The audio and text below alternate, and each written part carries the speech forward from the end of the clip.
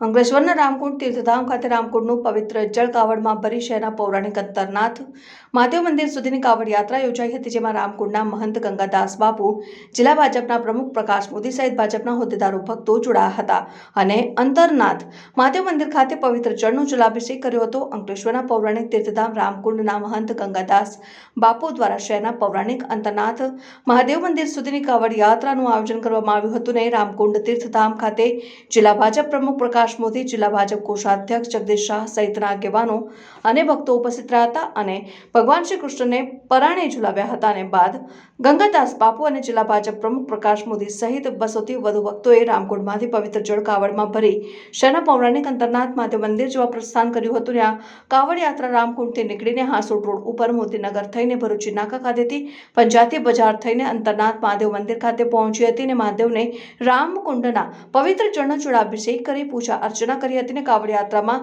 પૂર્વ શહેર પ્રમુખ નરેન્દ્ર પટેલ, કિસાન મોરચાના પ્રમુખ રાહુલ વામજા સહિતના આગેવાનો ઉપસ્થિત રહ્યા હતા। જય સિયારામ। અતિ શ્રાવણ માસ નિમિત્તે રામકુંડ તીર્થથી અંતરનાથ મહાદેવ મંદિર સુધી કાવડ યાત્રાનું સુંદર આયોજન કરવામાં આવ્યું છે। આ કાવડ યાત્રા લગભગ 150 થી 200 કાવડિયાઓ રામકુંડ તીર્થનું જળ ભરીને ભગવાન અંતરનાથ દાદાના જલાભિષેક કરવાનો છે અને આમાં તમામ હિન્દુ ભાઈઓએ સાથ આપીને આ યાત્રા યોજવામાં આવી છે। તો શ્રાવણ માસ નિમિત્તે કાવડિયા યાત્રા પ્રતિ વર્ષ નીકળે એવી અમારી આશા છે। જય સિયારામ। શ્રાવણના પાવન મહિનામાં ભગવાન શિવજીની આરાધના માટે સમગ્ર દેશભરમાં કાવડ યાત્રા નીકળી રહી છે અને એમાં ગુજરાતમાં પણ મોટી સંખ્યામાં અનેક જિલ્લાઓમાંથી કાવડ યાત્રા નીકળે છે। આજે અંકલેશ્વરમાં રામકુંડથી અંતરનાથ મહાદેવ મંદિર સુધીની કાવડ યાત્રા અત્યારે નીકળવા જઈ રહી છે।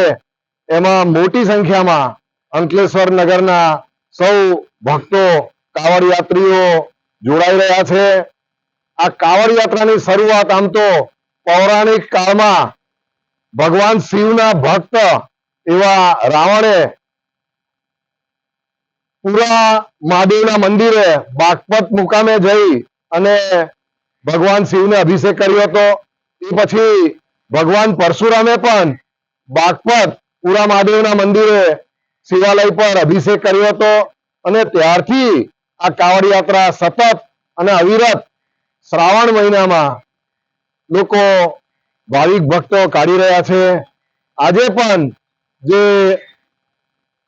ઐતિહાસિક નગર અંકલેશ્વર કે જે પુરાણું નામ અંતરનાથ પરથી અંકલેશ્વર થયું એવું લોકવાયકા છે, તો એને પણ ઉજાગર કરવા માટે આજે રામકુંડ આશ્રમના સ્વામી શ્રી ગંગાનાથ મહાદેવ ગંગાદાસ બાપુ આજે આ યાત્રાનું નેતૃત્વ લઈ અને સૌ નગરજનોની સાથે આ કાવડ યાત્રા પ્રસ્થાન કરાવી રહ્યા છે।